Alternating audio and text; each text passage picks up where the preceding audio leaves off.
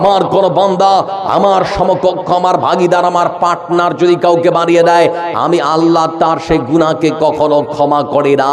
জীবদ্দশায় পৃথিবীতে মৃত্যুর আগে তাকে ক্ষমা চাইতে হবে, তাহলে হয়তো আল্লাহ ক্ষমা করতে পারেন, না হলে কখনো ক্ষমা হবে না। ইন্না শিরকালা যুলমুন আযীম, নিশ্চয় আমার বান্দা আমার খেয়ে আমার পরে আমার অক্সিজেন নিয়ে যদি পীরের বাজারে গিয়ে মাথা ঠুকে কিংবা তার কাছে কিছু চায়, আমি আল্লাহ মনে করি ওই পীরকে আমার ভাগীদার অংশীদার পার্টনার বানিয়ে দিয়েছে। আমি আমার সে বান্দার আমলগুলোকে তো বরবাদ করব, তার গুনাহকে কখনো মাফ করব না। আমি মনে মনে ভাবতাম যে আল্লাহ তোমার তো রাগ হয় কেন? না হয় আমরা একটু হালকা ইমানের। ওখানে তো দেখতে পাচ্ছি পীরের মাজারে লেখা আছে দেখাচ্ছি লে ছেলে, আছে না? কত পীরের মাজারে দেখবেন দেখাচ্ছি লে ছেলে। আবার ওপার বাংলায় যাবেন তো ওরা আবার পীরেরা বলছে খালি মুরিদ হয়ে যা, বড় বড় জাহাজ দিয়ে আসবো তোদেরকে জান্নাতে ঢুকাবো, আছে না? জাহাজ দিয়ে এসে জান্নাতে নিয়ে যাবে, কি অবস্থা চিন্তা করে দেখুন। তাই মনে মনে ভাবছি আল্লাহ তোমার তো রাগ হয় কেন? তা আমার ছোট বোনটার বিয়ে দিয়েছে আমার পাশের বাড়ি, তো রাত তখন 12:30, আমি পেশাব করার জন্য উঠলাম, তো দেখতে পাচ্ছি ওরা স্বামী আর স্ত্রী দুজনে ঝগড়া লেগেছে। 12 বছরের সংসারে কোনোদিন ঝগড়া শুনেনি, আজকে রাত 12টার সময় ফাটাফাটি লাঠালাঠি স্বামী স্ত্রীতে, কি ব্যাপার গো? তো রাত অনেক আমি যাওয়ার প্রয়োজন মনে করলাম না। সকালবেলা আমার বোনটা আমার বাড়িতে এসেছে, মনটা খারাপ, মুখটা মলিন। তখন আমি আমার বোনকে বলছি জানার পরও কি হয়েছে রে, মনটা কেন খারাপ? আমার বোন তখন আমাকে বলতে আরম্ভ করলো, ভাই রে আজকে মনটা আমার সত্যি খারাপ, কিন্তু কেন খারাপ তোকে বলতে পারবো না। আমি তখন বলছি আমি তো তোর ভাই, বললে কোনো অসুবিধা হবে না। তারপরে তখন বলছে জানিস ভাই, প্রতিদিন তোর দাদা তোর দুলা ভাই কাজ করে বাড়িতে আসে, আজকেও রাত 9টার সময় বাড়িতে ফিরেছে। খাবার দাবারটাকে আমি পরিবেশন করলাম, খাবার দাবার শেষ হয়ে গেল, সন্তানেরা এক ঘরে ঘুমিয়েছে, আর এক ঘরে আমরা স্বামী স্ত্রী দুজনে মিলে ঘুমাবো। সেজন্য আমি আমার স্বামীকে বললাম, স্বামী যান, সারাটা দিন ধরে আপনি ক্লান্ত শরীর, আপনার ঘুমের প্রয়োজন আছে, তাড়াতাড়ি খাবার শেষ হয়ে গেছে, আপনি এবার ঘুমের জন্য প্রস্তুতি নিন। তা আমি এবার বিছানাটা ঝেড়ে একটু বালিশে মাথা দিয়েছি, 5 মিনিট 7 মিনিট 10 মিনিট হয়ে যাচ্ছে, তারপরও লোকটা আসে না। তো বিছানাটা ছেড়ে আবার বাইরে আসলাম, তো দেখতে পাচ্ছি যেখানে বসেছিল ওখানেই বসে আছে। তারপরে স্বামীর কাছে বসলাম, স্বামীকে বলতে আরম্ভ করলাম, স্বামী যান কি ব্যাপার, আপনি কি ঘুমাবেন না? আমার স্বামী তখন আমাকে বলতে আরম্ভ করেছে, স্ত্রী রে আমি ঘুমাবো, তবে একটা সত্য। বলে কি সত্য? আজকে তোমার কাছে একটা জিনিস চাইবো, তুমি যদি দিতে পারো তাহলে পরে ঘুমাবো, না হলে ঘুমাবো না। তো স্ত্রী তখন বলছে কি চাই আপনার জি? কিছু লিবেন নাকি? ডিম বিক্রি করা টাকা? কি লিবেন? ছাগল বিক্রি করা টাকা? কি লিবেন কহেন? তো তারপরে বলছে না, তোমার ডিম বিক্রি করা টাকা না, ছাগল বিক্রি করা টাকা, অন্য কোন জিনিস তোমার কাছ থেকে নেব না। তোমার কাছ থেকে যেটা জিনিস চাইবো আমার মনের মধ্যে ভয় হয়, পাবো কি পাবো না, দিবে কি দিবে না। তো বলছে কি চাই তাহলে কহেন? বলছে তোমার কাছে আমি যে জিনিসটা চাই সেটা হলো আমি আরো একটা বিয়ে করতে চাই, পারমিশন দিতে হবে। আর যারা বিয়ে করেছেন এখানে আজকে রাত্রে গিয়ে একটু টেস্ট করবেন যে আরেকটা বিয়ে করবো, পারমিশন দিবে? আরেকটা বিয়ে করবো পারমিশন আছে? বলুন তো, কোন বিবাহিত স্বামী যদি তার স্ত্রীকে বলে আরেকটা বিয়ে করবো, পারমিশন দিবে? আজকে গিয়ে বলবেন তো, উকিল না হলেও 180 ডিগ্রি ঘুরে গিয়ে আপনার সঙ্গে ওকালতি শুরু করবে। বলে সকালবেলা যেটা দিয়ে বাড়ি সাফ করে সেটা দিয়ে শুরু করবে নাকি? সেটা দিয়ে শুরু করবে, জীবনে সহ্য করবে না।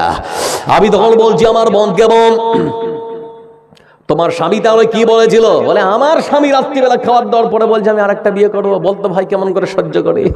আমি তখন বলতে আরম্ভ করলাম, বোন রে ভালো করে শুনে নাও, তোমার স্বামী আমার দুলা ভাই যদি মনে করে আরেকটা বিয়ে করবো, ভালোই তো হবে, খারাপ তো কিছু হবে না। বলে কেমন করে?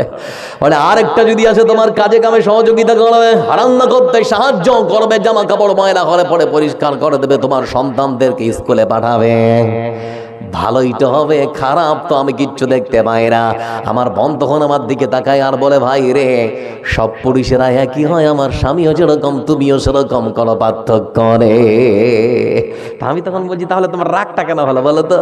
আমার বোন তখন আমাকে ডেকে বলে শুনে নাও ভাই আমার, আমি আমার স্বামীকে আমার জীবদ্দশায় এত বেশি ভালোবাসি, এত বেশি ভালোবাসি, এত বেশি ভালোবাসি, আমার এই জীবনটা পৃথিবীর বুকে যতদিন বেঁচে থাকবে আমার স্বামীর ভালোবাসা আর ভাগিদার জীবনে বেঁচে থাকতে কোনোদিন সহ্য করতে পারবো না। আমি তখন মনে মনে চিন্তা করলাম, রাব্বুল আলামিন, তুমি তোমার বান্দাকে খেতে দাও, পড়তে দাও, অক্সিজেন দাও, রিজিক দাও, হাজারো নিয়ামত দিয়ে তুমি বাঁচিয়ে রেখেছো, তাহলে তো তুমি তোমার বান্দাকে কম ভালোবাসো না, তুমি তোমার বান্দাকে এত বেশি ভালোবাসো। আল্লাহ বলেছেন, বান্দারা আমি তোমাকে এত বেশি ভালোবাসি, এত বেশি ভালোবাসি, এত বেশি ভালোবাসি, আমার সব কিছু নিয়ামতকে একেবারে ধূলিসাৎ করে দিয়ে আমার সমকক্ষ, আমার ভাগিদার ভালোবাসার যদি কাউকে বাড়িয়ে দাও, আমি আল্লাহ সেরকম করে কখনো সহ্য করতে পারি না। আল্লাহ তারপরে বলছেন, জানিস সব আমল বরবাদ করে দেব, যদি একবার খালি মাথা ঠুকেছিস পীরের বাজারে গিয়ে, তাহলে সব শেষ। সন্তান দেওয়ার ক্ষমতা আছে কার? কথা বলে না, কার আছে? পীর বাবা দিতে পারে নাকি? পারে না।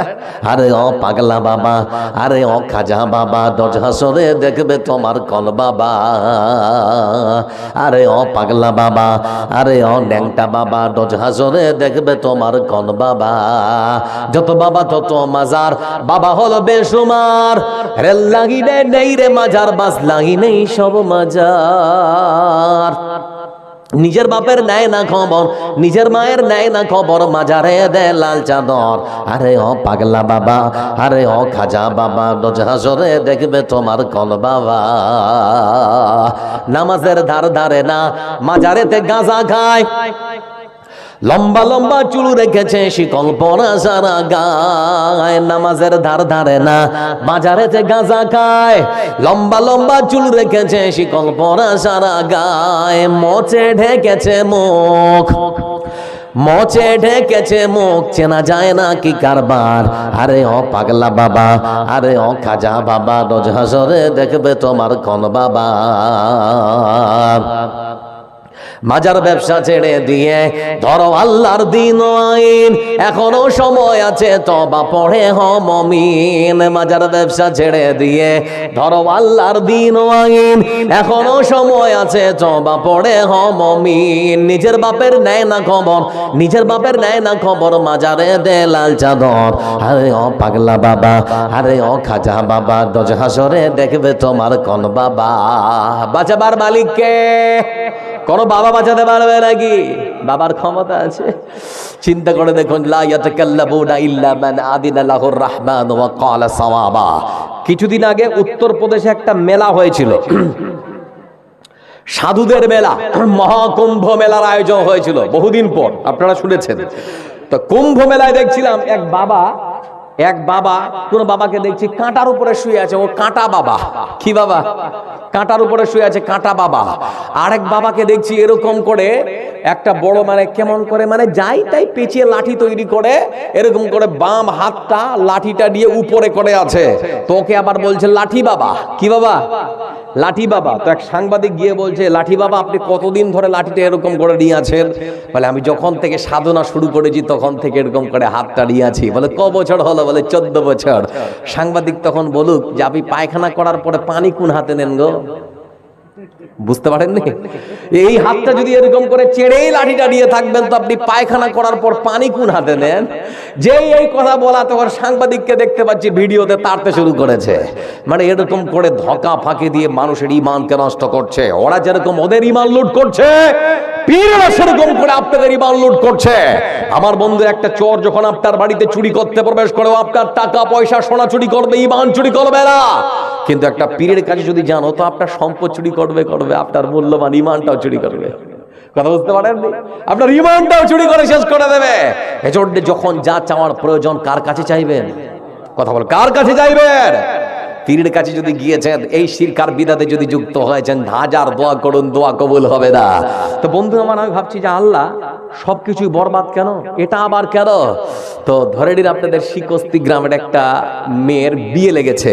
তো আগে তো দেখা দেখি করতে হবে না? হবে না? কথা কয় না? দেখা দেখি করতে হবে না? তো আপনাদের বৈষ্ণবনগর ওই কাশিমপাড়া গাদ্দিটোলা, ওখান থেকে হয়তো একটা সম্পর্ক এসেছে। তো ছেলেটা চাকরি করে, সরকারি চাকরি। তো মেয়ের বাপ ভাবছে ওরে বা সরকারি চাকরি করে।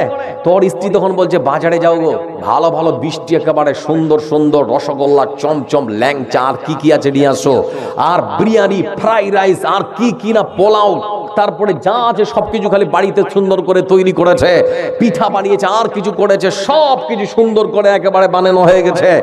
এবার 4-5টা লোক এসেছে, ওদেরকে আপ্যায়ন করার জন্য একটা বড় থালা, ওটাকে ওইদিকে মানুষেরা হুগলি, বর্ধমান ওরা খঞ্চা বলে, আপনাদের দিকে ওরকম আছে বড় থালা? নেই। তো ওরকম একটা বড় থালাতে সুন্দর করে সবকিছু সাজিয়েছে, বিরিয়ানি, ফ্রাইড রাইস, পোলাও, এদিকে মিষ্টি, এদিকে ফলমূল, যা আছে সবকিছু সাজিয়েছে। তো থালাটা উঠিয়ে তখন নিয়ে যাচ্ছে। তোর স্ত্রী বলছে হ্যাঁ গো দেখো না দেখো না, একটু কিছু লাগবে নাকি? তোর স্বামী তখন বলছে তুমি দেখো তো। স্ত্রী তখন বলছে থালার মাঝখানটা যে একটু ফাঁকা, কিছু দিলে মনে হয় হতো। তো বলে কি দিবে বলো তো, কি দিলে ভালো হয়, কি দিলে ওরা একটু মানে সম্পর্কটা যে হবে এরকম যেন হয়, এরকম কি দেওয়া যায় বলো তো। তোর স্ত্রী বলছে একটা কাজ করলে খুব ভালো হবে। বলে কি কাজ? বলে আমরা সকালবেলা যেখানে পায়খানা করি, ওই পায়খানার ঘর থেকে, পায়খানা থেকে খোঁচাতে করে একটু মানুষের মল বা পায়খানা ওই খাঞ্চার মাঝখানে, থালার মাঝখানে বসিয়ে পরিবেশন করতে হবে। আচ্ছা আপনারা বলুন, ওই থালাতে যত ভালো ভালো ফ্রাইড রাইস, পোলাও, বিরিয়ানি যাই থাক না কেন, যত মিষ্টি মিষ্টান্ন থাকুক না কেন, ভালো ভালো ফলমূল থাকুক না কেন, ওই থালার মাঝখানে যদি মানুষের একটু পায়খানা বা মল রাখা হয়, কেউ খাবে?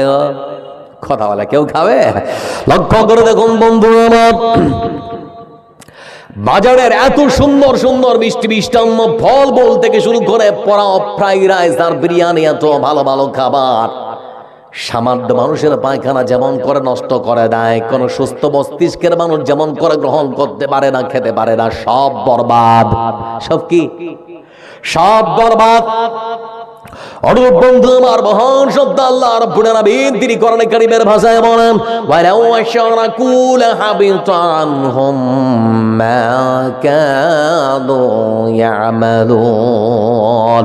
আল্লাহ রাব্বুল আলামিন তিনি বলেছেন, শিকস্তি গ্রামের মুসলমান নারী পুরুষ তোমরা ভালো করে জেনে নাও, শুনে নাও, তোমরা সারাটা জীবন ধরে নামাজ পড়েছো, রোজা করেছো, হজ করেছো, যাকাত দিয়েছো, আজকের যে জালসা, এই জালসায় তোমরা তোমাদের সম্পদ থেকে আবার দানও করেছো, সব কিছু করে তোমার ইমানের এই থালাটা, খঞ্চাটা, থালাটাকে সুন্দর করে গল থালাটাকে সাজিয়েছো।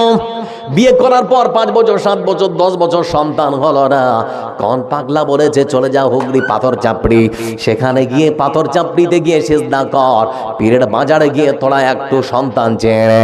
আমার বন্ধুরা, শেষ জীবনে আপনি যদি একবার আপনার পীরের কাছে গিয়ে মাথা ঢোকেন, পীরের কাছে গিয়ে কিছু চান, তার মানে আপনার ইমানের থালাটাকে সুন্দর করে নামাজ, রোজা, হজ, যাকাত, দান, খয়রাত দিয়ে সুন্দর করে যে সাজালেন, আপনার ইমান নামক থালাটায় যখন শিরক বসিয়ে দেবেন, আল্লাহ রাব্বুল আলামিন তিনি বলেছেন বান্দা ভালো করে শুনে নাও, আমি আমার বান্দার আমলনামাগুলো যখন হাসরের ময়দানে খুলে খুলে দেখব, কোন বান্দার আমলনামার মধ্যে সামান্য কোন শিরক মিশ্রিত যদি আমলনামা পেয়ে যাই, তাহলে পরে তোমরা ভালো করে জেনে নাও, সব ভালো আমলগুলোকে আমি আল্লাহ ধুলি কণার মতো উড়িয়ে দেব, সব বরবাদ করে দেব, একটাও কাজে আসবে না।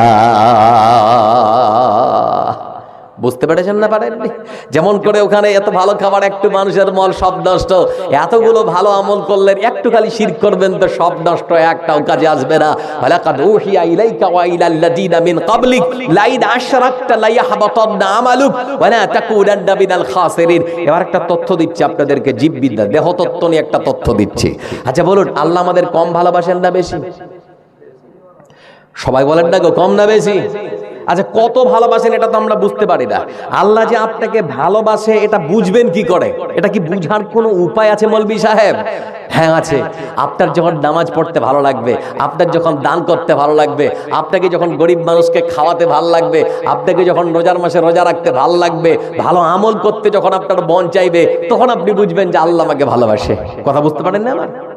যখন এই ভালো আমলগুলো আপনার করতে মজা লাগবে, ভালো লাগবে, নামাজ না পড়ে ঘুমিয়েছেন যখন স্মরণ হচ্ছে, ইরিশ সর্বনাশ, নামাজ না পড়ে ঘুমিয়ে গেলাম, নামাজটা পড়তেই হবে, তার মানে বুঝতে পারবেন আল্লাহ আপনাকে ভালোবাসে। আচ্ছা বলুন তো, পৃথিবীতে নিঃস্বার্থভাবে আপনাকে কি কেউ ভালোবাসে আল্লাহ ছাড়া? কথাটা অনেক ভারী বললাম, একটু উত্তর দিন। আল্লাহ ছাড়া আকাশ আর জমিনের মধ্যে নিঃস্বার্থভাবে আপনাকে কেউ ভালোবাসে? আপনি বলবেন মা, কে বলেছে মা ভালোবাসে? একটা সময় মাও সন্তানকে পর করে দেয়, একটা সময় বাবাও সন্তানকে পর করে দেয়, একটা সময় স্ত্রীও আপনাকে আপন ভাবতে পারে না, একটা সময় সন্তানকেও বাবাকে বাবা বলে পরিচয় দিতে চায় না। নিঃস্বার্থভাবে যে যিনি আপনাদেরকে আমাদেরকে ভালোবাসেন, তিনি আমাদের রব, তিনি আমাদের আল্লাহ। তিনি কে? আল্লাহ। এবার বলবেন মৌলভী সাহেব কেমন করে ভালোবাসেন, আর একটু ভালো করে বুঝান না। এই মানুষের বডিটা নিয়ে যারা গবেষণা করে, এরা যারা জীবন বিজ্ঞান পড়েছেন, জীবন বিজ্ঞান, তো যারা জীব বিজ্ঞান নিয়ে গবেষণা করে, মানুষের দেহ নিয়ে, দেহতত্ত্ব নিয়ে যারা গবেষণা করেছে, এমন বৈজ্ঞানিকরা তথ্য দিচ্ছে, ভালো করে বুঝুন। এটা একটা দারুণ, খুব মানে ভারী একটা কথা বলছে, একটা তথ্য দিচ্ছে। সবাই ওদিকে তাকান, আমার দিকে একদম চোখে চোখে তাকান। পৃথিবীর বিজ্ঞান বলছে একটা সুস্থ পুরুষ, একজন একবার যখন তার স্ত্রীর সঙ্গে মিলিত হয়, একজন সুস্থ পুরুষ একবার যখন তার স্ত্রীর সঙ্গে মিলিত হয়, পুরুষের পৃষ্ঠদেশ থেকে যে শুক্রাণু নির্গত হয়, মায়ের বাচ্চাদানির দিকে যেতে আরম্ভ করে, সেখানে 40 কোটিটা শুক্রাণু থাকে। 40 কোটিটা শুক্রাণু থাকে। একবার সবাইকে বলাবো, কটা থাকে? 40 কোটিটা। আচ্ছা বলুন তো, আজকের এই যুগে যখন মোবাইলে চ্যাট জিপিটি চলে এসেছে, গ্রক চলে এসেছে, এখন কি আর মিথ্যা কথা আর ভাওতাবাজি বলে পার হয়ে যাওয়ার সুযোগ আছে? কথা আছে কি? আচ্ছা এতক্ষণ পর্যন্ত যে বলছি, তো একটাও দলিল ছাড়া কোনো কথা পেয়েছেন? পাবেন না ইনশাআল্লাহ। এবার আমি আপনাদেরকে বলতে যাচ্ছি বন্ধু আমার, লজিক কি বলছে?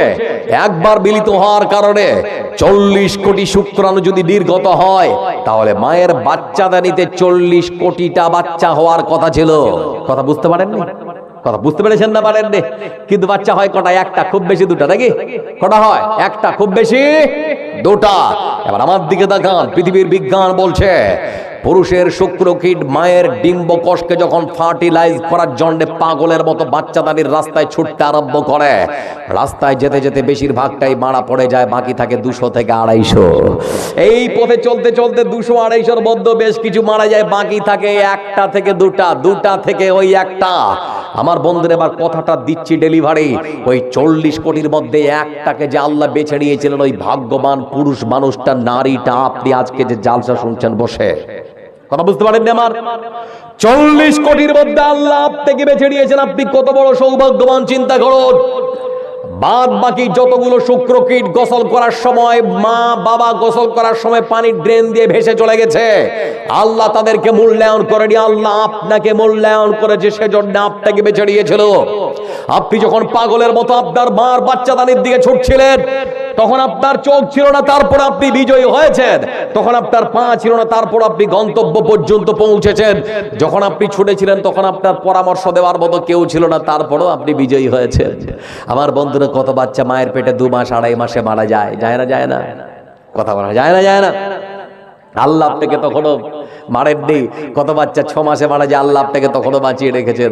কত বাচ্চা আবার ভূমিষ্ঠ হওয়ার পর মারা যায়, যায় না? যায় না?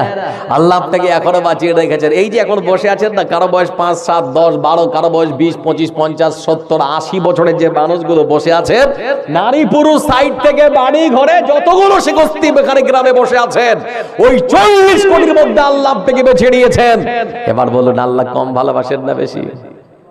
আমি পাখির মতো উঠতে পারি না, কারণ আমার ডানা নেই, কিন্তু প্লেন বানিয়ে পাখিকে পর্যন্ত পরাজিত করার ক্ষমতা আল্লাহ আমাকে দিয়েছে।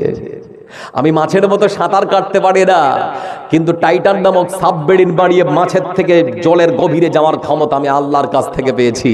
আমি চিতাবাঘের মতো দৌড়াতে পারি না, সে ক্ষমতা আমার নেই, কিন্তু বর্তমান সময় এমন কিছু যান তৈরি করেছে মানুষ, যে চিতাবাঘকে পর্যন্ত হাড় মানিয়ে পরাজিত করতে পেরেছে। এ ক্ষমতা দিয়েছেন যিনি, তিনি কে? কথা বলে কে? তাহলে আল্লাহ কম ভালোবাসে না বেশি? এবার আরেকটা জিনিস ডেলিভারি দিচ্ছি, আল্লাহ কত বেশি ভালোবাসে তার একটা নজির দিচ্ছি। আচ্ছা বলুন, আমাদের সমাজে বাবা আর মা, মা আর বাবা, ছেলেকে কে বেশি মায়া মমতা করে, বাবা না মা? মা। সকালবেলা মা রুটি তৈরি করছে, হাত পাকা রুটি, আপনাদের দিকে হয়? হাত পাকা রুটি তৈরি করছে, আর 7 বছরের ছেলেটা পেছন দিক থেকে ডাকছে, মাগে মা। তোর মা বলছে কিরে? তো যখন বলছে কিরে, তখন একদম ফুল স্টপ, কোনো কথা নেই। ফের ওর মা এরকম করছে, তখন ফের বলছে পেছন দিক থেকে, মাগে। তোর মা ফের বলছে কিরে? তো ফের ওই চুপ, কোনো কথা বলে না। তো মা রুটিটা দিয়েছে তাওয়াতে, দিয়ে সেঁকছে, ফের তখন পিছনে গিয়ে বলছে মাগে মা। আচ্ছা বলুন তো, মার মন খারাপ হবে না? হবে না? কথা বলে না, যখন জিজ্ঞেস করছে তখন কিছু বলে না, আর খালি মা মা বলছে। তো মার মন খারাপ হবে না? হবে না। এক সময় মা তখন ডেকে গিয়ে বলছে, দেখ আবার যদি ডিস্টার্ব দিস তাহলে তোকে ঘাড় ধাক্কা দিয়ে বাড়ি থেকে বের করে দেব। এখন একটা কথা বলবো, কোন মা, আপনার মনে পড়ছে আপনি যখন বিয়ে করে আপনার স্ত্রীকে বাড়িতে নিয়ে এসেছিলেন, শরীরটা ছিল সোনার মতো চকচকে ঝকঝকে, আপনার স্ত্রীর পেটের রংটা ছিল ওই যে মাছ আছে না এক প্রকার, কি মাছ বলে ওটা, ওই আমেরিকান মাছ নাকি, ওই আমেরিকান মাছের মতো একেবারে টকটকে ঝকঝকে সোনার মতো জল জল করছিল। কিন্তু আপনার স্ত্রীর ইচ্ছা ছিল আমার গর্ভে একটা সন্তান আসবে, আমার সন্তানটা ভূমিষ্ঠ হলে আমাকে মা বলে ডাকবে, আমার সন্তান আসবে পৃথিবীর বুকে আমাকে মা বলে ডাকবে। মা ডাক শোনার জন্য সন্তান যখন পেটে ধারণ করলো, ডাক্তার বলছে ছেলেটা উল্টে আছে, সিজার করতে হবে। ডাক্তার বলছে ছেলের অবস্থা খুব খারাপ, সিজার করতে হবে। সেজন্য মার চকচকে ঝকঝকে পেটটা কেটে সন্তানকে বের করলো। মার চকচকে ঝকঝকে পেটটা দাগে দাগে দাগে দাগে দাগ দাগ হয়ে গেল। তারপরেও মা তার সন্তানের মুখটা দেখার জন্য একবার বুকে নিয়েছে, আর বড় বড় ভেবেছে আমার পেটটা দাগে দাগ হয়ে যাক, কিন্তু আমার সন্তান আমার বুকে থাক, আমার সন্তান আমাকে মা বলে ডাকবে। তারপরেও সেই সন্তান বড় হয়ে যখন কাজের সময় মাকে মা বাবা বলে ডাকছে, তখন মার মনটা খারাপ। আমার আল্লাহ রাব্বুল আলামিন তিনি বলছেন, বান্দা শুনেন, তোমার বাপ কাজের সময় তুমি যদি তাকে ডাকো, তোমার মা রাখতে পারেন, তোমার মা তোমাকে ধমকাতে পারে, চমকাতে পারে, বাড়ি থেকে বের করে দেওয়ার হুমকি দিতে পারে। বান্দা গুনাহ করেছিস, মন খারাপ করিস না। ভুল যদি বুঝতে পারিস আমার মসজিদে ঢুকে যা, দিনের 12টা ঘন্টা ডাক, রাতের 12টা ঘন্টা ডাক, রাত দিন 24 ঘন্টা যদি তুই আমাকে ডাকিস, একবারের জন্য আমি রাগ করবো না, তোর মার মতো করে ধমকাবো না, চমকাবো না, গাল বন্ধ করবো না, কখনো আমার মসজিদ থেকে তোকে তাড়াবো না। আমি আল্লাহ যদি একবার তোর দিকে রহমতের নজরে তাকিয়েছি রে বান্দা, আমি চাইলে তোর জীবনের সব পাপ ক্ষমা করে দিতে পারি। সুবহানাল্লাহ বলবেন না? আল্লাহর দয়া তাহলে কম না বেশি? কথা বলে কম না বেশি? অনেক বেশি। আমি আব্দুল জব্বার দিনাজপুর থেকে আসছি, গাড়ি দিয়ে ফারাক্কা টোল ট্যাক্স পার করছি, তো আমার মা ফোন করেছে, বলে বাবু কত দূর? তাই বললাম মা আমি সবে ফারাক্কা টোল ট্যাক্স পার করলাম। তারপরে তখন আমার ছোট্ট বাচ্চাটা আছে আল-আমিন, ওর বয়স প্রায় 8-9 হবে। তো আমার বাবুটা তখন নিয়েছে, বলে আব্বু ভালো আছো? আমি আলহামদুলিল্লাহ। এটা ওটা বাবু পড়তে বসেছিলে? হ্যাঁ আব্বা পড়তে বসেছিলাম। আমাকে একটা সূরা শোনাও তো আব্বা। ও তখন আমাকে সূরা নাস ফালাক তারপরে কয়েকটা সূরা শোনালো। এই করতে করতে আমি মোবাইলটা শুরু করেছিলাম, তো তারপরে দেখতে পাচ্ছি কলটা হঠাৎ করে কেটে গেল। তাই মনে মনে ভাবছি কলটা কেটে গেল কেন? তো দেখতে পাচ্ছি জিওতে ফোনটা লাগেনি, ভোডাফোনে 10 টাকা মাত্র টক টাইমের, মানে 10 টাকা ছিল, ওই 10 টাকা প্রতি মিনিটে 1 টাকা করে কেটেছে। 10 থেকে 9 থেকে 8 থেকে 7 থেকে 6 5 4 3 2 1, তারপরে শূন্য, কলটা কেটে গেছে। তো মনে মনে তখন ভাবছি ইস কলটা কেটে গেল, তো কলটা কাটলো কেন? আমার মার সাথে আমার ভালোবাসা, আমার মার প্রতি আমার একটা কেমন যেন মায়া মমতা জড়িয়ে আছে, আমার সন্তানের প্রতি আমার স্নেহ জড়িয়ে আছে। সন্তান, মা, স্ত্রী এতগুলোকে ভালোবাসা দেখাতে গিয়ে আমার মোবাইলের ব্যালেন্সটা কমতে কমতে 10 থেকে 9 8 7 8 7 6 5 তারপরে 4 3 করতে করতে শূন্য হয়ে গেল। মুসলমান শুনে নিন ভালো করে, এই পৃথিবীর বুকে আমরা মাকে ভালোবাসি, বাবাকে ভালোবাসি, আমার সন্তানকে স্নেহ করি, মায়া করি, মমতা করে। সেজন্য ভালোবাসা দেখাতে গিয়ে মোবাইলের ব্যালেন্সটা কমতে কমতে কমতে কমতে 10 9 8 7 6 5 4 3 2 1 করতে যখন কেটে যেতে পারে, দরিয়ার বুকে ভালোবাসার যদি এইরকম পরিণতি হতে পারে, শরীরের মুসলমান ভালো করে আল্লাহকে যদি আমরা আল্লাহর মতো করে, আমাদের স্রষ্টার মতো করে ভালোবাসতে পারি, তাকে যদি ডাকতে পারে, মহান স্রষ্টা আল্লাহ রাব্বুল আলামিন তিনি ঘোষণা দেবেন, বান্দা তোমার মাথা থেকে পা পর্যন্ত যে গুনার ব্যালেন্সটা ছিল সেটা কমে গিয়ে একেবারে ঘাড় পর্যন্ত এসেছে, তারপরে কোমর পর্যন্ত, তারপরে হাঁটু পর্যন্ত, তারপরে একেবারে পায়ের গোড়ায় আমি পৌঁছে দিয়েছি। বান্দারে ভালো করে শুনে রে, আমাকে এত বেশি ডেকেছিস, আমি আল্লাহ ঘোষণা দিয়ে দিয়েছি তোর আর কোনো পাপ জীবনে নেই। সুবহানাল্লাহ বলবেন না? তাহলে আল্লাহকে আমরা, আল্লাহ আমাদের কত বেশি ভালোবাসে চিন্তা করে দেখুন। আল্লাহর ভালোবাসা পাওয়ার জন্য আমরা একেবারে বেকুল যেন হয় যে আল্লাহকে ডাকে আল্লাহর মসজিদে যেন ঠিক মতো হাজিরা দেই, তাহলে না দোয়া করবো, দোয়া কবুল হবে। এবার আমার দিকে আরেকবার টেনশন হন, বিরক্ত হচ্ছেন নাকি? ভাই আপনারা বিরক্ত হয়েছেন নাকি গো? না, তাহলে আর একটা আপনাদেরকে এবার তথ্য দিচ্ছি, দোয়া কেন কবুল হচ্ছে না। নাম আব্দুর রহমান। কি নাম বললাম? বয়স 65 ছুঁই ছুঁই। ভাই একটু বসেন ভাই।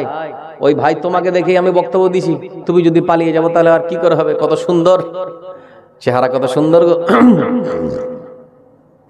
তো কথা বলছিলাম বন্ধু আমার, আব্দুর রহমান 65 ছুঁই ছুঁই। স্ত্রী মারা গেছে 20 বছর হলো। 20 বছর ধরে একাকিত্ব জীবন। 2 ছেলে 2 বৌমা, 4 জন। আর বাড়ির আব্দুর রহমান 5 জন। বাড়িতে একটা কাজের মেয়ে যার নাম জায়নাব, 6 জন। আর বড় ছেলের একটা ছেলে হয়েছে, তার মানে পোতা নাকি কি কহেন আপনারা? পোতা। তো পোতা 4 থেকে 4.5 বছর পোতার বয়স। বিকেল বেলা পোতাকে নিয়ে খুব আনন্দে বাড়ির বেলকনিতে চায় টান মারে, পেপারটা পড়ে আর পোতার সঙ্গে খেলাধুলা করে। সময়টা বেশ ভালোই কেটে যায়। দ্বিতীয় সংসার করেনি ছেলেদের মুখের দিকে তাকিয়ে। দ্বিতীয় সংসার হলে হয়তো সংসারে অশান্তি হবে, সেই জন্যে সরকারি চাকরিজীবী মানুষ, রিটায়ার হয়েছেন, এখন ভালো টাকা পেনশন পান, প্রায় 40,000-এর কাছাকাছি। তো 2 বৌমা একদিন ঠিক সকাল 10টার সময় ছোট বৌমাকে বড় বৌমা বলছে, জানিস ছোট, আজকে সবজি রান্না হবে না। তো উনি বলছেন, কেন দিদি? বলে আজকে বাজার নেই। বাজার নেই? দাদা বাজার করেনি? বলে সব কাজ তোর দাদা করবে কেন? বলে তাহলে কে করবে? বলে বাড়িতে তো বাবা বসেই থাকে, উনি চাইলেই তো আনতে পারেন। তার মানে কাকে বলছে? শ্বশুরকে। কথা বলে না, কাকে বলছে? শ্বশুরকে।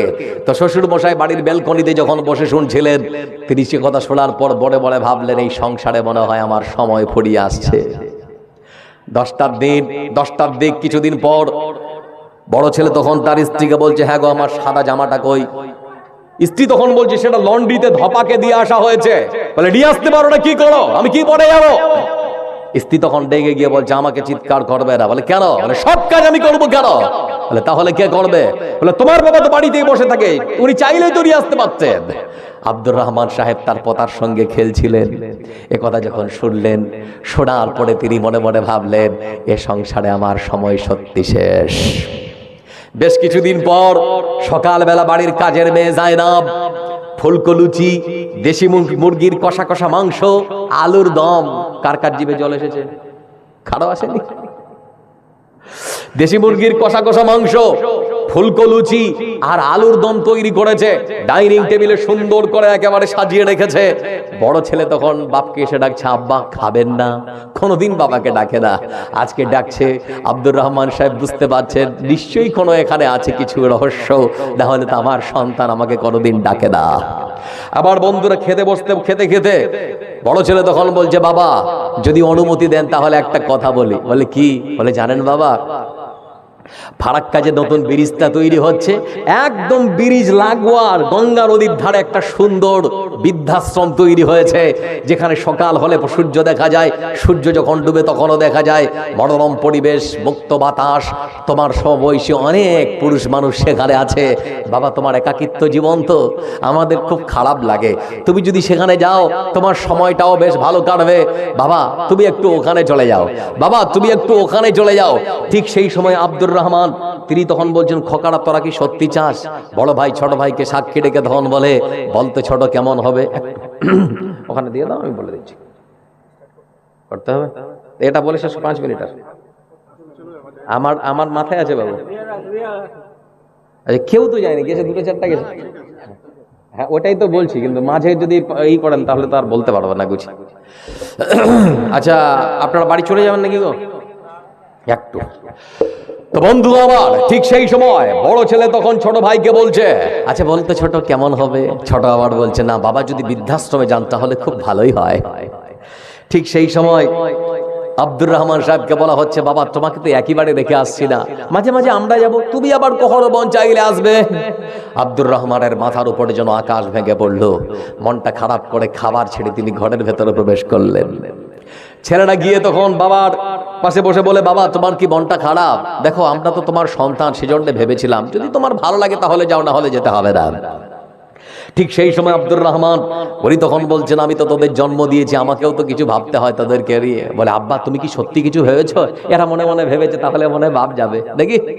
ঠিক সেই সময় তখন আব্দুর রহমান উনি বলছেন, জানিস বেটা, ওই ফারাক্কা নতুন ব্রিজ যেখানে তোরা ওই জায়গাটা দেখেছিস যেখানে বৃদ্ধাশ্রম তৈরি হয়েছে, ওই জায়গার পাশেই একটা জায়গা বিক্রি হবে বলে আমার কাছে বেশ কিছুদিন খবর আছে, কিন্তু আমি তো এখন আর তোদের মতো মাইনে পাই না, তোরা এখন মোটা টাকা মাইনে পাস, সেই জায়গাটা তো আমি কিনতে পারবো না।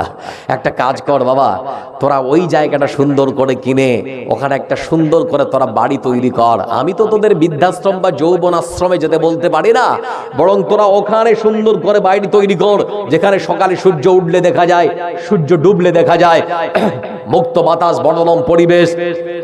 তোরা বরং ওখানে গিয়ে থাক। জানিস বাবা, এই বাড়িতে তোর মার অনেক স্মৃতি জড়িয়ে আছে। আমি যে চেয়ারটায় বসে আছি না, ওই পাশের চেয়ারটা দেখলে মনে হয় তোর মা আমার পাশে বসে আছে। যখন ওই জগটা হাতে তুলি তখন মনে হয় তোর মা আমাকে জগে ঢেলে পানি পান করাচ্ছে। যখন গ্লাসটায় পানি পান করি তখন মনে করি এই তো এই গ্লাসটার এই জায়গাটাতে তোর মা ঠট লাগিয়ে পানি পান করেছিল। যখন ঘরের মধ্যে হাঁটি তখন মনে হয় তোর মা এই ঘরের মধ্যে হেঁটে চলাফেরা করছিল। যখন ওই খাটটার মধ্যে শুয়ে থাকি তখন মনে করি তোর মা মনে হয় আমার পাশেই আছে। বাবা, এই ঘরের মধ্যে এত স্মৃতি ফেলে আমি ওইখানে যেতে পারবো না, তোরা আমাকে ক্ষমা করিস, বরং তোরা ওখানে গিয়ে সুন্দর করে বিল্ডিং তৈরি করে তোরা ওখানে থাক। যেই এ কথা বলা, ওদের তখন মাথা খারাপ। বলতে গেলাম কি আর হলো কি, দুই বউ আর দুই ছেলে তখন বাপের পা জাপটে ধরে বলছে, বাবা জীবনে আর কোনোদিন বলবো না তোমাকে যেতে বৃদ্ধাশ্রমে, ক্ষমা করে দাও। এতক্ষণ পর্যন্ত যে গল্পটা বললাম, এখন বক্তব্যের সঙ্গে আপনাদের এটার মিল করিয়ে দিচ্ছি। বন্ধু আমার, আজকের বক্তব্যের বিষয়ে দোয়া করছি, দোয়া কবুল হয় না কেন, এটা অভিযোগ। এবার আপনাদেরকে এটা ডেলিভারি দিচ্ছি। তার আগে একটা কথা বলে নেই, আপনার সন্তানকে উচ্চ শিক্ষার দেওয়ার পেছনে ছুটবেন না, সুশিক্ষা দেওয়ার পেছনে ছুটুন। আপনার সন্তানকে সুশিক্ষা দেওয়ার পেছনে ছুটুন, উচ্চ শিক্ষা দেওয়ার পেছনে ছুটবেন না। উচ্চ শিক্ষা যদি আপনার সন্তানকে দিতে যান তাহলে তো সে জানতে পারবে না। ওয়াকাদা রাব্বুকা আল্লা তা'বুদু ইল্লা ইয়াহু ওয়া বিল ওয়ালিদাইনি ইহসানা। আপনার সন্তান তো জানতে পারবে না। রিদার রাব্বি ফি রিদাল ওয়ালিদি ওয়া সাখাতুর রাব্বি ফি সাখাতিল ওয়ালিদি। আপনার সন্তান তো এটা জানতে পারবে না যে আল্লাহর পরে পরে বৃদ্ধ বাবা মার সেবা যত্ন করতে হয়, তাদের দেখভাল করতে হয়, তাদের সঙ্গে কথোপকথনের মধ্যে উফ শব্দ দিয়েও কষ্ট দিতে হয় না। আপনার সন্তান তো জানতে পারবে না যে আল্লাহ খুশি তো আল্লাহ, সব বাবা মা খুশি তো আল্লাহ খুশি, আর বাবা মা নারাজ তো আল্লাহ নারাজ। এটা তো আপনার সন্তানরা জানতে পারবে না। সেজন্যই তো উচ্চ শিক্ষিত যারা ছেলে হয় তারা তাদের মা বাবাকে বৃদ্ধাশ্রমে রেখে চলে আসে, কোন রকমের দ্বিধাবোধ করে না। বলছিলাম বন্ধু আমার, এখানে আসুন। আজকে এই বক্তব্যের সঙ্গে মিল করিয়ে দিতে গিয়ে আরেকটা কথা বলে, আপনার জীবদ্দশে আপনার সন্তানকে জীবনে কোনোদিন জায়গা জমি বাড়ি গাড়ি লিখে দেবেন না।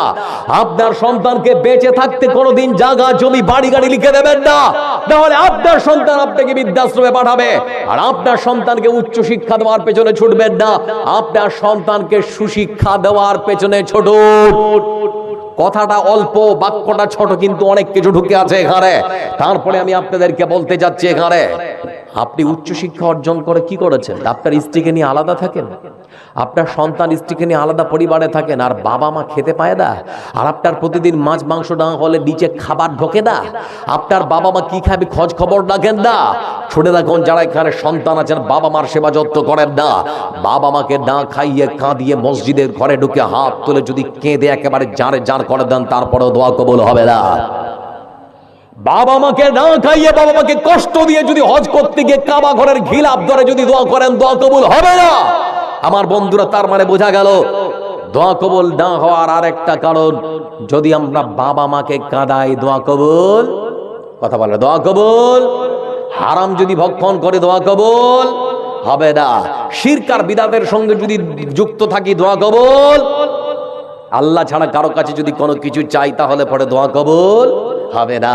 তাহলে দোয়া কবুল হয় না কেন?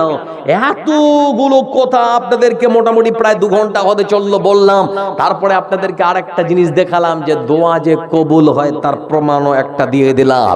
পৃথিবীর বুকে বাবা মার সম্মান দিন, আল্লাহ আপনার সম্মান বাড়িয়ে দেবে। এই পৃথিবীতে আপনার বাবা মাকে জান্নাত মনে করুন। এই পৃথিবী যখন ছিল অন্ধকারে নিমজ্জিত, অন্ধকারে ডুবে, ঠিক সেই সময় পূর্বাকাশে এক উজ্জ্বল নক্ষত্রের আবির্ভাব হয়েছিল। যে উজ্জ্বল নক্ষত্র মায়েদের সম্মান বাড়াতে বাড়াতে বাড়াতে বাড়াতে ঘোষণা দিয়েছেন, মায়ের পায়ের নিচে জান্নাত, তিনি আর কেউ নন, তিনি হচ্ছেন মুহাম্মদ মুস্তাফা সাল্লাল্লাহু আলাইহি ওয়াসাল্লাম। মানুষ জান্নাত খুঁজতে কোথায় যাও? তোমার বাড়িতে জান্নাত আছে। জান্নাত খোঁজার জন্য দূরে যেতে হবে না।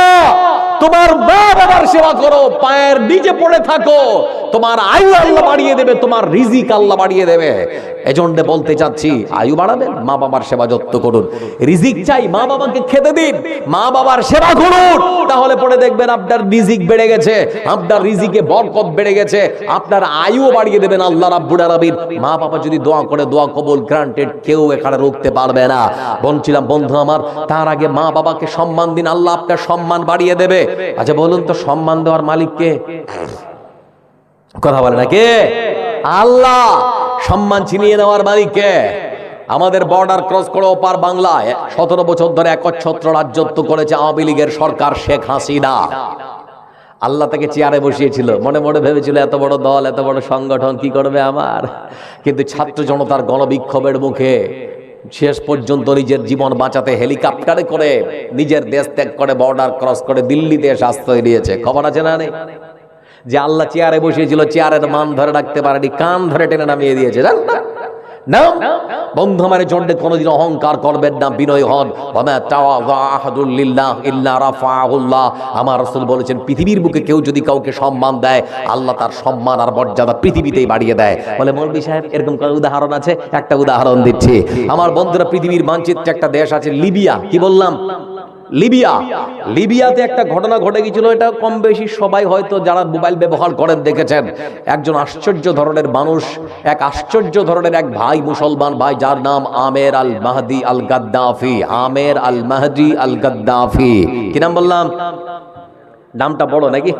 আমের আল মাহদি আল গাদ্দাফি লিবিয়ার মাটিতে তিনি মনে মনে ইচ্ছা পোষণ করেছেন, এবার হজ করতে যাব। তো হজ করার জন্য প্রস্তুতি দিচ্ছেন। তো ওই মানুষটাকে নেওয়ার জন্য লাক্সারি বাস তাদের গ্রামে ঢুকেছে, সবাই উঠে পড়ল। এবার লিবিয়ার আন্তর্জাতিক এয়ারপোর্ট, ইন্টারন্যাশনাল এয়ারপোর্ট, যার নাম ত্রিপোলি আন্তর্জাতিক বিমানবন্দর। বিমানবন্দরের বাইরে গাড়িতে যখন এসে থামলো, সবাই তখন নামছে, সবাই ঢুকছে। যারা এয়ারপোর্টে গেছেন, যারা সফর করেছেন প্লেনে, তারা জানেন খুব চেকিং হয় না? পাসপোর্ট, ভিসা, এটা ওটা খুব সুন্দর করে চেকিং করে। তো উনারও চেকিং করতে করতে গাদ্দাফি এই টাইটেলটা দেখার পর অফিসারদের মনে একটু সংশয়, সন্দেহ হয়েছে। তাকে বলছে, ভাইজান একটু পাশের চেয়ারে বসুন, আপনার নামটা আর একটু সার্ভে করতে হবে, তারপরে আমরা আপনাকে ছাড়পত্র দিতে পারবো, তার আগে নয়। তো আমের আল মাহদি আল গাদ্দাফি তিনি বসে আছেন। একে একে সবাই চলে গেল, কিন্তু এখনো পর্যন্ত তাকে ছাড়া হচ্ছে না। তারপরে অ্যানাউন্স করা হচ্ছে, মানে ওই বিমানবন্দরের ভেতর থেকে 5, 7, 4, 5, 9 যে প্লেন আমাদের ত্রিপলি বিমানবন্দর থেকে ছেড়ে জেদ্দা পর্যন্ত যাবে, এটা মাত্র আর 10 মিনিট, তারপরে ছাড়া হবে। এদিকে এই ভাই আমার চিন্তায় চিন্তিত, অফিসারকে বলছে, ভাই আমার তাড়াতাড়ি ছেড়ে দিন, না হলে তো আমি হজেই যেতে পারবো না। আমার বন্ধুরা 10 মিনিট কেটে চলে গেল। তারপরে দেখা যাচ্ছে ত্রিপলি আন্তর্জাতিক বিমানবন্দরের ভেতর থেকে ওই প্লেন রান হয়ে ছেড়ে এবার আকাশ পানে বাড়ি দিয়েছে। মনটা খারাপ হয়ে গেল আমার বন্ধুরা। ঠিক সেই সময় চেয়ারে বসে থাকা আমের আল মাহদি আল গাদ্দাফি একজন মুমিন, যার জীবনটা শুধুমাত্র আল্লাহর জন্য তিনি বিসর্জন দিয়েছেন। এ মানুষটা বসে আছেন, অফিসারকে ডাকলেন। ডাকার পরে বলছেন, অফিসার। বলে কি? বলে এতটা লেট করে দিলেন, আমার ফ্লাইটটা চলে গেল, এখন কি হবে? অফিসার তখন বলতে আরম্ভ করেছে, আমের আল মাহদি আল গাদ্দাফি ভাই আমার, মনে হয় তোমার আল্লাহ এবার হজ কবুল করেনি, এবার বাড়ি ফিরে যাও। আমের আল মাহদি আল গাদ্দাফি তখন বলছে, এই অফিসার, এটা বলো না। বলে তাহলে কি বলবো? বলে, জানো অফিসার, আমার মধ্যে আল্লাহর অগাধ আস্থা আর বিশ্বাস আছে যে মহান সত্তা আল্লাহ রাব্বুল আলামিনের সেই ঘর দেখার জন্য যে আল্লাহ আমাকে বাড়ি থেকে এই বিমানবন্দর পর্যন্ত পৌঁছে দিয়েছেন, সে আল্লাহর দায়িত্ব এই বিমানবন্দর পর্যন্ত মক্কা পৌঁছে দেওয়ার। আমার বিশ্বাস, আমি যাব, বাড়ি ফিরে আমি যাব না। অফিসার তখন বলছে, আপনার মাথা ঠিক আছে? বলে কেন? বলে আপনার নির্ধারিত যে ফ্লাইট, সেটা এখন মাটি থেকে 20,000 কিলোমিটার উপরে উঠছে। 20,000 কিলোমিটার উপরে এখন উঠছে, প্রায় 700,000 কিলোমিটার চলে গেল। আপনি যাবেন কি করে গো? সম্ভব নয়। বলে যে আল্লাহ রাব্বুল আলামিন আমাকে বাড়ি থেকে এই পর্যন্ত এনেছেন, সেটা আল্লাহর দায়িত্ব। কিছুক্ষণের মধ্যে বন্ধু আমার, তাদের সেই নির্ধারিত যে ফ্লাইট, সেই ফ্লাইটের যিনি পাইলট, তিনি লক্ষ্য করে দেখছেন যান্ত্রিক ত্রুটি। আমার বন্ধুরা জরুরি অবতরণ করার জন্যে যে ফ্লাইটে যাওয়ার কথা, সেই ফ্লাইটের মধ্যে যান্ত্রিক ত্রুটি দেখার পর আমার বন্ধুরা বিমানবন্দরের ভেতরে থাকা অফিসারদের সঙ্গে যোগাযোগ করা হলো। জরুরি অবতরণ করতে হবে, না হলে পরে ফ্লাইট যে কোনো সময় হয়তো বাস্ট হয়ে যেতে পারে, ক্রাশ হয়ে যেতে পারে। আচ্ছা, এটা মনে পড়ছে, আপনারা দেখেছিলেন মোবাইলে? আমার বন্ধুরা আমের আল বাহাদি আল গাদ্দাফি, এই মানুষটা এখনো পর্যন্ত বিমানবন্দরে বসা, কয়েকশো কিলোমিটার সেই বিমান যাওয়ার পর আবার ঘুরে এসেছে, রানওয়েতে নামলো। আমার বন্ধুরা লক্ষ্য করে দেখুন, আমের আল বাহাদি আল গাদ্দাফি তিনি মনে মনে ভাবছেন, আমার আল্লাহ আমার দোয়া কবুল করেছে, আল্লাহ হয়তো আমার দোয়া কবুল করেছে। এই যে ফ্লাইট ঘুরে চলে এসেছে, দোয়া যে কবুল হয় তার দৃষ্টান্ত নিলাম তারা। আমার বন্ধুরা এবার বলছে, অফিসার তাহলে একটা সুযোগ যখন এসেছে ভাই আমাকে পৌঁছে দিন। কিন্তু ফ্লাইটের যে পাইলট দ্বিতীয়বার তারা খুলতে রাজি হলো না। যান্ত্রিক ত্রুটি সারার পর আবার রানওয়ে ছেড়ে আকাশ পানে পাড়ি দিয়েছে। তো অফিসার তখন বলছে, ভাই সুযোগ তো একটা এসেছিল, কিন্তু দরজা যদি পাইলট না খুলে আমাদের তো কিচ্ছু করার নেই, এবার ভাই বাড়ি ফিরে যাও, এবার আর তোমার যাওয়া হবে না। তারপরেও বন্ধু আমার আমের আল বাহাদি আল গাদ্দাফি তিনি বলছেন, না না না, আমার বিশ্বাস যে আল্লাহ রাব্বুল আলামিন আমার জন্য ফ্লাইটকে একবার ঘুরিয়ে নিয়ে আসতে পারেন। সে আল্লাহ আমার জন্য সেই ফ্লাইটকে বারবার ঘুরিয়ে আনার ক্ষমতা রাখেন। অফিসার আবার দেখবে ফ্লাইট ঘুরে আসবে। কিছু দূরে যাওয়ার পর সেই যান্ত্রিক ত্রুটি আবার লক্ষ্য করা গেল। আমার বন্ধুরা সেই ফ্লাইট আবার ঘুরে এসেছে। আবার যখন বিমানবন্দরে অবতরণ করলো, জরুরি অবতরণ করলো, পাইলটকে বলা হলো, পাইলট এবার তৃতীয়বার আমের আল বাহাদি আল গাদ্দাফির জন্য বিমানের দরজা উন্মুক্ত করে দিয়েছে। আমার বন্ধুরা যান্ত্রিক ত্রুটি সারা হলো, আমের আল বাহাদি নিজের সিটে বসে সিট বেল্টটা সুন্দর করে বেঁধে দিয়েছে। এবার রানওয়ে ছেড়ে তাদের নির্ধারিত ফ্লাইট আকাশ পানে পাড়ি দিয়েছে। আর কোনো যান্ত্রিক ত্রুটি লক্ষ্য করা গেল না। সরাসরি বন্ধু আমার তাদের আন্তর্জাতিক বিমানবন্দর থেকে সৌদি আরবের বিমানবন্দরে গিয়ে একেবারে অবতরণ করেছে। সেখানে নামার পর বিশ্ববাসী জন্য তিনি মেসেজ দিচ্ছেন, ও শিকস্তি গ্রামের মুসলমান, মালদার মুসলমান, ভারতবর্ষের মুসলমান, সারা পৃথিবীর মুসলমান, তোমরা শুনে নাও, শক্তি যদি তোমরা আল্লাহর জন্য হয়ে যেতে পারো তাহলে সে আল্লাহ তোমাদের জন্য হয়ে যাবেন। আল্লাহর জন্য যদি তোমরা হয়ে যেতে পারো তাহলে আল্লাহ তোমাদের জন্য হয়ে যাবেন। তার প্রমাণ হলাম আমি আমের আল বাহাদি আল গাদ্দাফি। আমার বিশ্বাস ছিল আমি আল্লাহর জন্য হয়ে গিয়েছি। সে আল্লাহ আমার জন্য একবার নয়, দুবার নয়, আমার জন্য সেই ফ্লাইটকে 3 বার ফিরিয়ে দিয়েছেন, প্রমাণ করে দিয়েছেন পৃথিবীর বুকে আল্লাহর জন্য যদি কেউ হয়ে যায় তাহলে সেই রব আল্লাহর বান্দার জন্য হয়ে যায়। বন্ধু আমার চিন্তা করে দেখুন, এজন্য আপনাদেরকে বলতে যাচ্ছি আল্লাহর জন্য হয়ে যান না। ওয়াকানা হাক্কান আলাইনা নাসরুল মুমিনিন, অবশ্যই আল্লাহ রাব্বুল আলামিন মুমিন বান্দাদেরকে সাহায্য করবেন। বক্তব্য এবার শেষ করে দিচ্ছি, সময় সাথ দিচ্ছে। এটা কি আমি কি পড়বো? আল্লাহ, আমি বুঝতে পারছি এটা একটা দরখাস্তের মতন হয়ে গেছে। দোয়া চেয়েছেন, ঠিকই আছে, বুঝতে। আমি আমার মায়ের জন্য দোয়া এবং আমার পরিবারের জন্য দোয়া চাই, যেন আমার পরিবারটা নামাজি হয়। আমার মা নেই, আমার স্বামী বেনামাজি। আল্লাহ, আমি কি করবো? স্বামী বেনামাজি, আল্লাহ যেন তাকে হেদায়েত দেন। তাই আমি সবার কাছ থেকে দোয়া চাই। আচ্ছা, কেউ একজন দিয়েছেন 500 টাকা নাকি দান করেছেন, দোয়া চেয়েছেন। আল্লাহ তার পরিবারকে তুমি নামাজি বানাও। আল্লাহ তার স্বামী, মানে স্ত্রীর কাছে এটা খুব একটা কষ্টের, যে হয়তো স্ত্রী নামাজ পড়ে স্বামী পড়ে না, মানে খারাপ লাগে। এরকম স্ত্রী আপনি পেয়েছেন যে স্ত্রী আপনার জন্য ভালো চায়, যে স্ত্রী আপনার জন্য ভালো চান পৃথিবীতে, যে আমি কেন একা জান্নাতে, যে আমার স্বামীটাও যাক নাকি। তো এরকম স্ত্রী পাওয়া খুব ভাগ্যের কথা গো। মানে সংসার সুখী হয় রমণীর গুণে, একটা প্রবাদ বাক্য আছে না, সংসার সুখী হয় রমণীর গুণে। আপনি ভাগ্যক্রমে হয়তো আপনার সেরকম স্ত্রী পেয়েছেন। তো স্ত্রীর কথাগুলোকে মূল্যায়ন করো, নামাজি হন, আল্লাহর কাছে দোয়া করে আল্লাহ তুমি তার পরিবারকে তোমার দিনের জন্য কবুল করো, নামটা বলে আমিন। কথা বলছিলাম বন্ধু, আবার আজকের পুরো বক্তব্য এখন গুটিয়ে নিচ্ছি সারাংশ দিয়ে। পুরো বক্তব্যটা এবার আপনাদের সামনে গোটাচ্ছি। তার আগে একটা প্রশ্ন করি, মৃত্যুর জন্য সময় লাগে? সবাইকে বলতে হবে, কথা বলো। মরার জন্য সময় লাগে? এটা আপনাদের মালদা জেলা তো নাকি? মালদা জেলার প্রথম সারির একটা মাদ্রাসা আছে, বুধিয়া মাদ্রাসা। বুধিয়া মাদ্রাসার বহুদিনের একজন মাস্টার মশাই আব্দুল হাকিম স্যার, ওনার 3 ছেলে, আব্দুল হাই, ডাক্তার রিজওয়ান আর তার ছোট ছেলে মিসবাহ, তো 3 ছেলে। ভাই একটু বসি আল্লাহর ওয়াস্তে, ভাই বসো, একটু বসো আল্লাহর ওয়াস্তে, একটু বসি মাত্র, আর বেশি গুণ নয়। আপনি বুঝতে পারছি মানে রাত অনেক হয়ে গেছে, ছেড়ে দিতে হবে। তো কথা হচ্ছে যেটা, সেটা হলো যে এই 3 ছেলের মধ্যে বড় ছেলে সকালবেলা ফেসবুক পেজ খুঁজছে, আমাদের পেজে দেখতে পাচ্ছি তার বড় ছেলে মারা গেছে, অথচ 40 বছর 42 বছর বয়স হবে। তো ঠিক সেই সময় আমি যখন এটা পেলাম, তারপরে ফোন করলাম ব্যাপার, তো আমাকে বলা হচ্ছে কত কি নাম, আশির মডল সাহেব, তার 5 দিয়ে 2 হাত করে দেন, 10,000 করে দেন। আমি তো আলহামদুলিল্লাহ 5,000 করে দিয়েছি, 5,000 ওখানে করে দেন, তাহলে আলহামদুলিল্লাহ হয়ে যাবে, অসুবিধা। আর 2,000 করে দেন, 2,000 টাকা। আল্লাহুম্মা সাল্লি আলাইহি আল্লাহুম্মা বারিক আলাইহি। সমাজের মডল সাহেব বলে দিয়েছেন 7,000 টাকা। তো ভাই আমার দিকে তাকান, মরার জন্য কোনো যে বয়স লাগে না তার একটা প্রমাণ দিচ্ছি। বাবার বয়স 80 বছর, 80 বছর বাবার বয়স। মাটি দেওয়ার জন্য আমি যখন গেলাম, লাইনে দাঁড়িয়েছি, দেখতে পাচ্ছি তার বাবা দাঁড়িয়ে আছে কবরের উপরে, আর নিঃসন্তানকে কবরে নামাচ্ছে, ঝরঝর করে চোখের থেকে জল ঝরছে, কিন্তু কিচ্ছু করার নেই।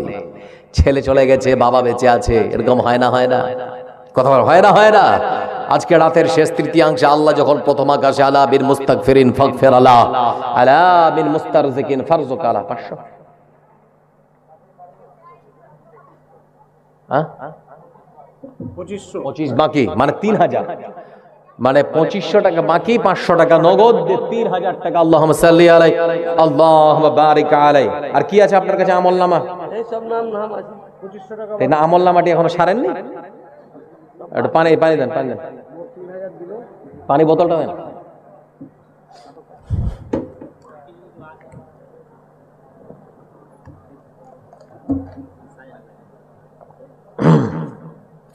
তো ভাই আমার, মরণের জন্য কোনো সময় লাগে না, কে কখন চলে যাব বলতে পারবো না। এই জন্য রাতের শেষ তৃতীয়াংশে এতগুলো মানুষ এখনো পর্যন্ত বসে আছেন, হয়তো 2-4টা 10টা উঠেছে, না তো সবাই বসে আছেন কম বেশি, তাই তো নাকি? তো বন্ধু আমার, প্রতিদিন চলছে, ঈদের দিন থেকে শুরু, কালকে ডবল প্রোগ্রাম আছে, প্রতিদিন প্রায় 1-2টা, মানে বেশ কয়েকটা ডবল প্রোগ্রামও নেওয়া আছে। বেশি যদি বলি তো ঢলটা ফেটে গেলে তো সব শেষ, এই জন্যে বেশি বলতেও পারছি না। যে কয়েকজন মানুষ এখানে বসে আছেন, আপনাদের মধ্য থেকে আমি মনে করছি আপনারা সত্যি আল্লাহর দিনকে ভালোবাসেন, আল্লাহর প্রতি আপনাদের অগাধ আস্থা বিশ্বাস আছে। এখানে কেউ আছেন একজন এরকম যে আমি জান্নাত চাই না, আমার দরকার নেই? কেউ কি আছেন? যতই পাপ করি আর অন্যায় অপরাধ করি, তারপরও হক আমরা চাই, কোথায় যাব? জান্নাতে যাব, এটা সবাই চায়। এই জন্য বন্ধু আমার, ওয়াসারিউ ইলা মাগফিরাতিম মির রাব্বিকুম ওয়া জান্নাতিন আরদুহাস সামাওয়াতু ওয়াল আরদু ইদ্দাত লিল মুত্তাকিন। এই পৃথিবীর জন্য তো অনেক প্রতিযোগিতা হলো, আপনার বাড়িটা সুন্দর করে সাজিয়েছেন, টাইলস দিয়ে, খাট দিয়ে, আলমারি দিয়ে, রং চং দিয়ে। মরার পর আরেকটা বাড়ি আছে যার নাম কবর, সেই কবরটাকে আজকে সাজাবেন না? সেই কবর নামক বাড়িতে একটু সাজান। আমার ভাই অনেকেই অনেক কিছু দিয়েছেন, কিন্তু আমি শেষের দিকে, কেউ আছেন আমার সামনে, আমার হাতে 1000 টাকা করে 10 জন মানুষ দেখতে চাই, আমাকে দেন। এই সবটি পড়বো।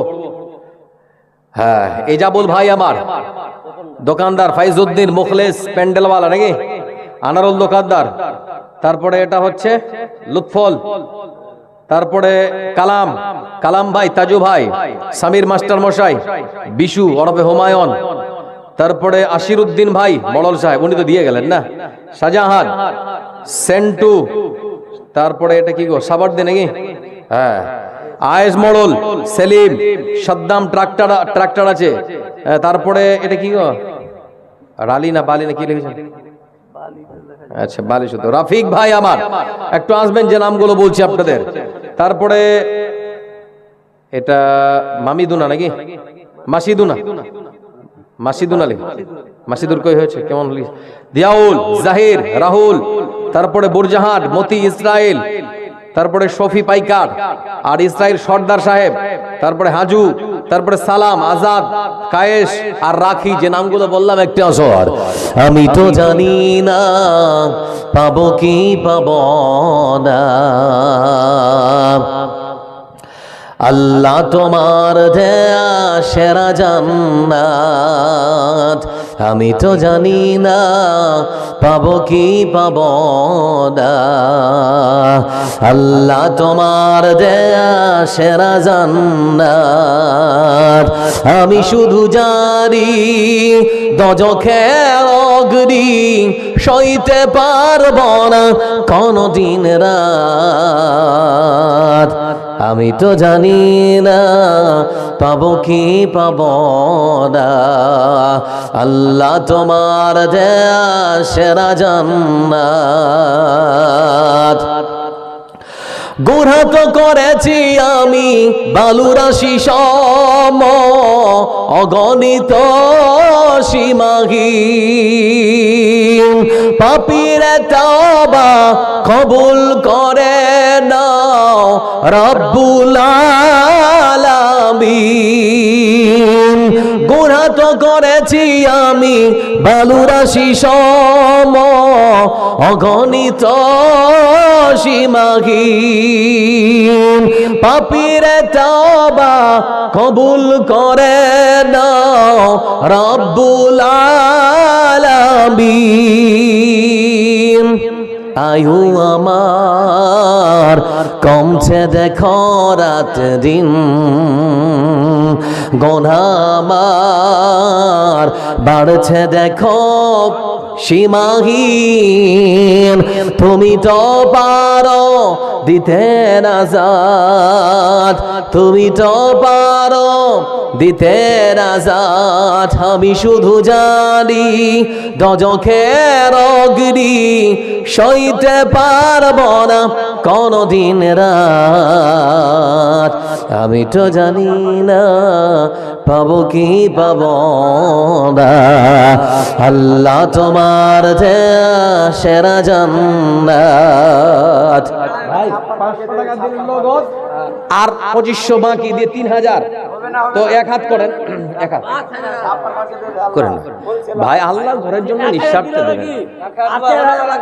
4500 লিখলেন, লেখালেন 5000, 500 টাকা নগদ, 4500 টাকা বাকি। এই ভাই এদিকে এসে লিখিয়ে দেন, শোনা, এদিকে এসে লিখিয়ে দেন, একটু রাখো, চলে যাবো। হ্যাঁ আচ্ছা ঠিক আছে, তো হ্যাঁ ঠিক ঠিক ভাই, আমার একটু আসি, একটু অংশগ্রহণ করুন। ভাই এসছে, কত আর কত দিবেন? আর 1000 লিখেলেন, 1000 কইছে বেশি নাকি? এদিকে আসেন ভাই। আচ্ছা এক কাজ করেন, মাঝামাঝি করে দেন। আচ্ছা এক হাত করে দেন। এত 2000 করে দিছি, 3000 করলেন। এদিকে দেখেন, এত সুন্দর মানুষ গো, আল্লাহ। আচ্ছা এদিকে আসেন বড় ভাই, আসবেন না? আই লাভ ইউ গো, বড় ভাইকে আই লাভ ইউ বলে আসবে নাকি? ভাই একটু বেশি করেন। কই কই প্যান্ডেল কার? আচ্ছা মুখলেশ ভাই, আরে বাপরে, মুখলেশ ভাই চেনা মানুষ। কত মুখলেশ ভাই আপনার? কত কত? যে 3000, মানে মাল চালা গে হ্যাঁ। 3000 দিলে তো 5000 কইবে। আচ্ছা এক হাত করে দিই মুখলেশ ভাই, যান। আচ্ছা আল্লাহ দিয়ে দিবে কোন দিক থেকে ভাবতে পারবেন না। এত দিচ্ছেন, কই কমছে? এত খরচ কমছে কি না? সময় একটা এমন আসবে যাকাত দেওয়ার মানুষ থাকবে না, এমন একটা সময় আসবে। তো আল্লাহ দিক আপনার সম্পদ আরো বাড়াক, আল্লাহ বরকত দিক। 5 করে দিচ্ছি, 5000, 5000 মুখলেশ ভাই, 5000 চায়ের করে দিচ্ছি আপনার লেগে, আর হ্যাঁ বন্টার লেগে 1000 যে 5000 করে দিচ্ছি। হ্যালো 5000, হলো হলো না, হলো না, রাজি করাই লেখলেন। মুখলেশ ভাই আবার 5000 টাকা। দাঁড়াই থাকবে ভাই, একটু আসি তাড়াতাড়ি করে আসি ভাই। মরণ কখন অপেক্ষা করছে বলতে পারবো না গো, এটাই আল্লাহ হয়তো জান্নাতের জারিয়া বানাতে পারেন। আসুন চটচট করে আসুন, তাড়াতাড়ি করে আসুন। আল্লাহ কত আর কিছু দিবেন না মসজিদের জন্য জর্জুল? হ্যাঁ আচ্ছা এক হাত করে যখন চলছে তার 4000 করে 1000।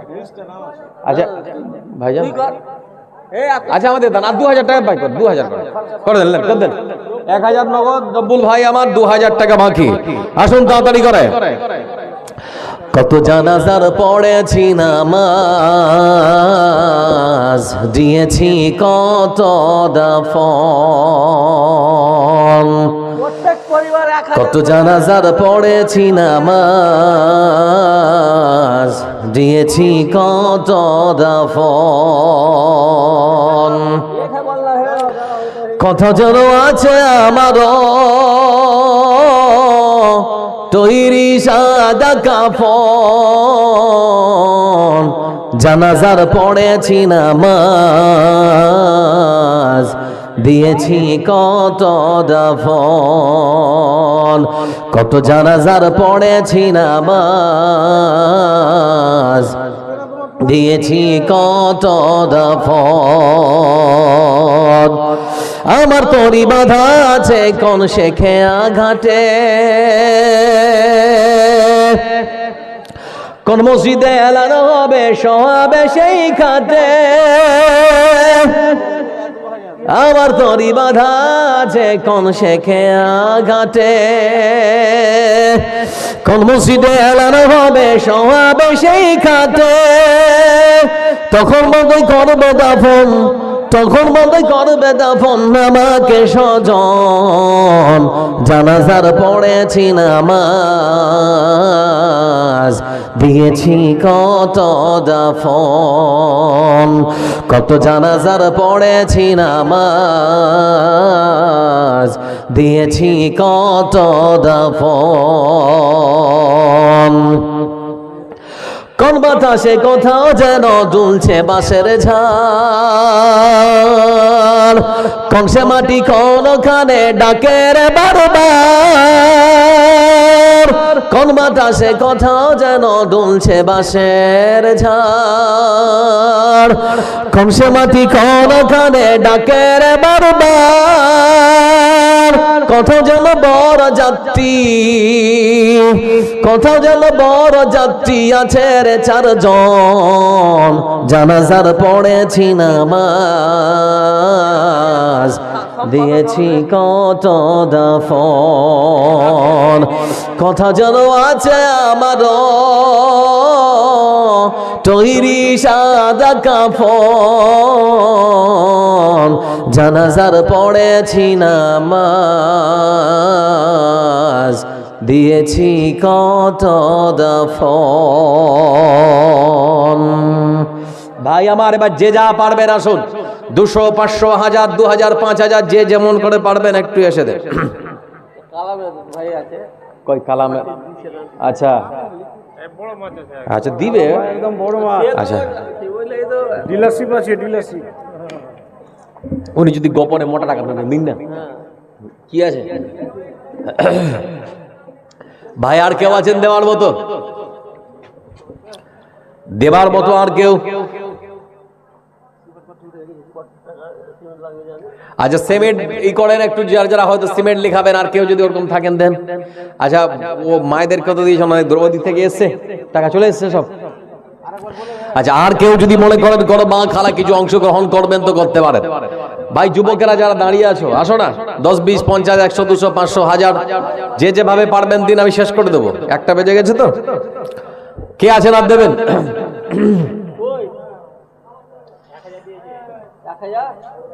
আসেন তাড়াতাড়ি করে। সাগর শুকিয়ে যাবে একদিন,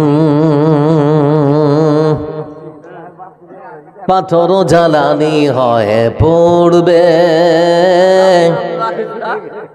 মহাকাশ ভুলে যাবে নিয়ম কানুন, পাথর জ্বালানি হয়ে পড়বে।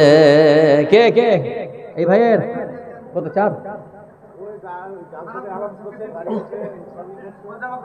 4 কেন? 1000 দিয়ে 5000 হয়ে যাবে। ও 1000 দিয়েছে, 4000 বাকি দিয়ে 5000 টাকা। ওটা ছেলেটা হাতটা ভেঙে গেল। আল্লাহ, লিখে দাও, লিখে দাও নাম।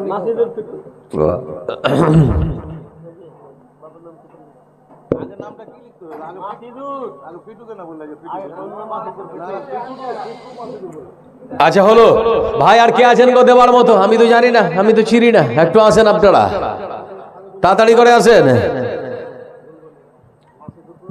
আর কে আছেন দেওয়ার মতো? লাশের সাজে পালকি চড়ার প্রস্তুতি নাও বান্দারে, একটু ভাবো কেমনে রবে মাটির ঘরে আন্ধারে। লাশের সাজে পালকি চড়ার প্রস্তুতি নাও বান্দারে, একটু ভাবো কেমনে রবে মাটির ঘরে আন্ধারে।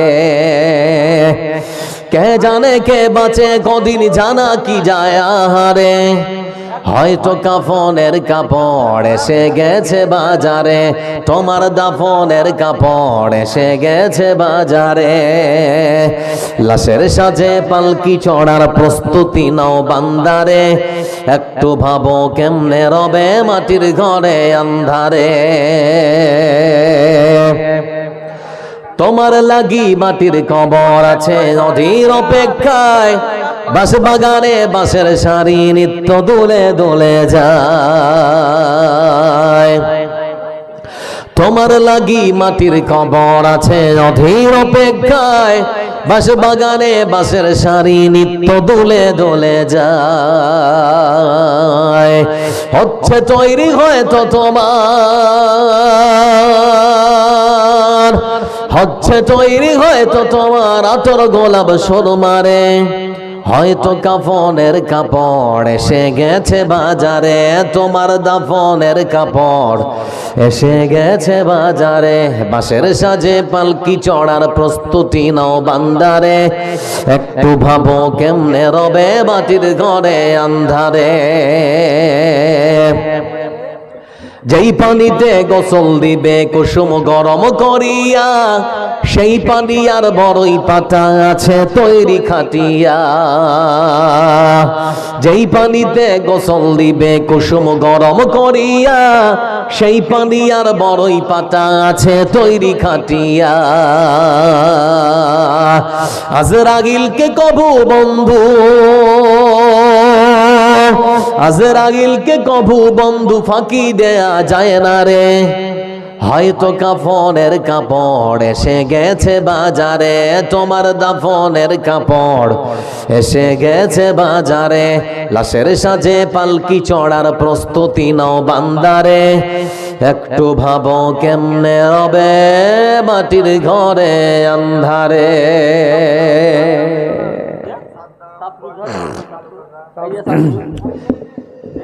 ভাই আমার, আমি এসেছি তার আগে আমার কানে একটা কথা এসেছে, আপনাদের গ্রামের সৌন্দর্যকে নষ্ট করবেন না, মিলেমিশে থাকুন। ওয়াতাসিমু বিহাবলিল্লাহি জামিআ ওয়া লা তাফাররাকু। দলে দলে ভাগ হয়ে যাবেন না, না হলে অমুসলিমরা সুযোগ পাবে। নিজেদের মধ্যে মনোমালিন্য নয়।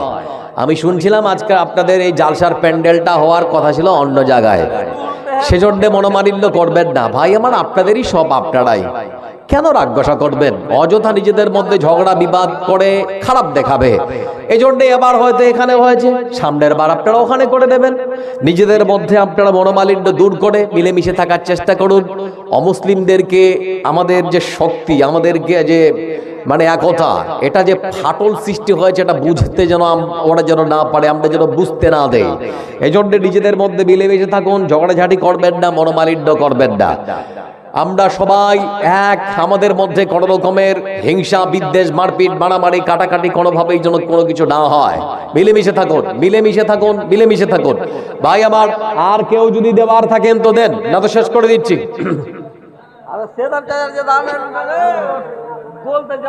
আর কি কেউ আছেন দেবার মতো? নুরজাহান, কালু শেখ আর সাদ্দাম হোসেন, এই তিনটা নাম কানে এসেছিল।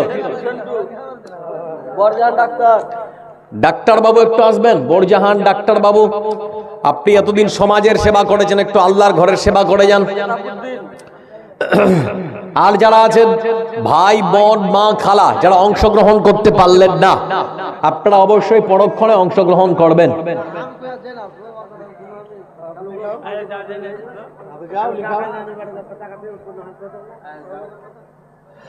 আর কে আছেন গো দেবার মতো? কি নাম? 1000 কে?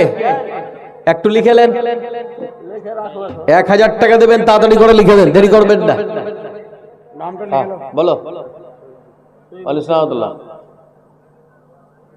ছাড়িনি, এই ছাড়ি দেবো। কত দূরে তুমি? মেয়েরা হেরেরা চলে গেছে আচ্ছা ঠিক আছে ওই টাকাটা ভাই, আর মাত্র 5 মিনিট আছে। 5 মিনিট ঘড়ি দেখে, একটা পার হয়ে গেছে। ঘুমের প্রয়োজন, ফজরের নামাজ পড়বেন 1:10, তো 1:15 পর্যন্ত আছে। কেউ আর আছেন দেবার মতো? 200, 100, 500 যে যা পারবেন একটু হাতে দিয়ে যান। 50, 100 যুবকেরা 100 100 করে দিয়ে যাও। আসো, চটচট করে আসো। কে দেবে না দেবার মতো? আর কে আছেন দেবেন? প্রভু তুমি দয়া কর, তোমার এই বান্দা বড় সহায়। প্রভু তুমি ক্ষমা কর, তোমার এই বান্দা বড় সহায়। আর কতদিন সইব আমি, আর কতদিন বইব আমি এমন পাপের বোঝা।